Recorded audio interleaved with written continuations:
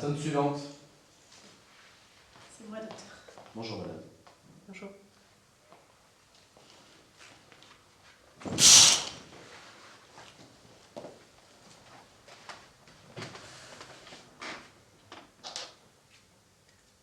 Asseyez-vous. Vous êtes bien du canton? J'habite la commune. De Saint-Maurice même? J'habite la grande ferme sur la route de Luchère. Elle vous appartient? Oui, à mon mari et à moi. Si vous l'entretenez vous-même, vous devez avoir beaucoup de travail.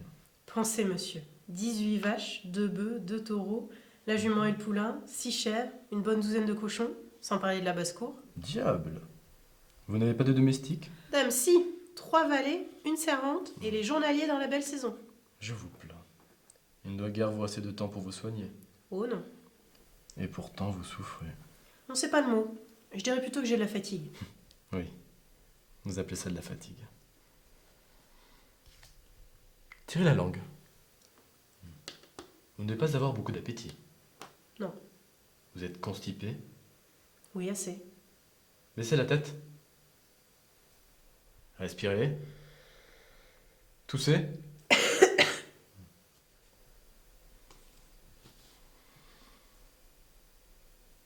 Vous n'êtes jamais tombé d'une échelle étant petite? Je ne me souviens pas. Vous n'avez jamais mal ici le soir en vous couchant? Une espèce de courbature? Oui, des fois. Essayez de vous rappeler.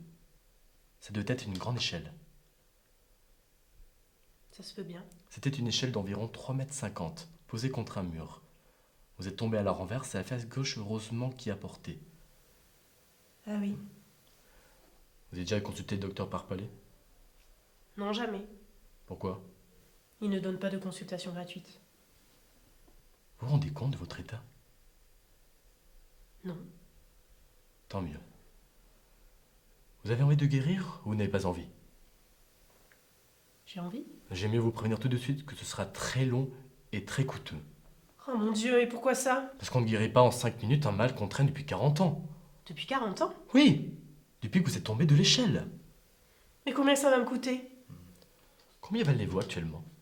Ça dépend des marchés, de la grosseur, mais on ne peut guère en avoir de propre à moins de 400 ou 500 francs. Et les couchons gras? Près de 1000 francs. Eh bien, ça vous coûtera à peu près 2 cochons et 2 veaux.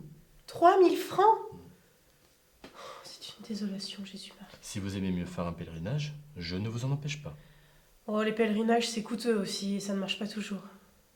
Mais qu'est-ce que je peux donc avoir de si terrible? Laissez-moi vous l'expliquer.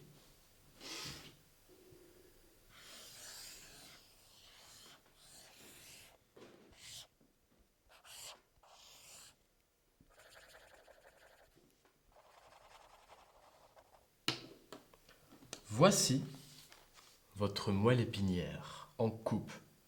Très schématiquement, n'est-ce pas? Vous reconnaissez ici votre faisceau de Turck et ici votre colonne de Clark. Vous me suivez?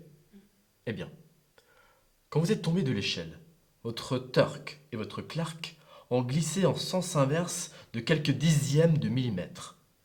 Vous me direz que c'est très peu, évidemment, mais c'est très mal placé. Et puis, vous avez ici un tiraillement continu qui s'exerce sur les multipolaires. Mon Dieu. Remarquez, vous ne mourrez pas du jour au lendemain. Vous pouvez attendre. Ah, j'ai eu bien du malheur de tomber de cette échelle. Mais en faisant ça plus grossièrement, vous pourriez pas me guérir pour moins cher, en condition que ça soit bien fait tout de même. Ce que je peux vous proposer, c'est de vous mettre en observation.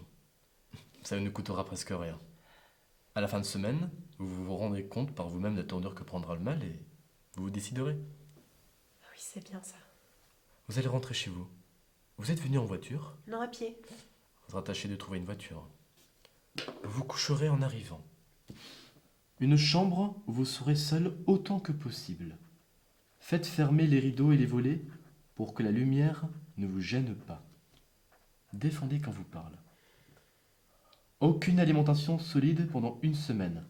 Un verre d'eau de Vichy toutes les 2 heures et à la rigueur une moitié de biscuit matin et soir trempé dans un doigt de lait. Mais j'aimerais autant mieux que vous vous passiez du biscuit. Vous ne direz pas que je vous ordonne des remèdes coûteux. Au bout des quelques jours, nous verrons comment vous vous sentez. Si vous êtes gaillarde, si vos forces et votre gaieté sont revenues, c'est que le mal est moins sérieux qu'on ne pouvait croire et je serai le premier à vous rassurer. Si au contraire, vous éprouvez une faiblesse générale, des lourdeurs de tête et une certaine paresse à vous lever, l'hésitation ne sera plus permise et nous commencerons le traitement. Comme vous voudrez. Je vous rappelle mes prescriptions sur ce bout de papier. Et j'irai vous voir bientôt. Merci, docteur. Bonne journée, madame.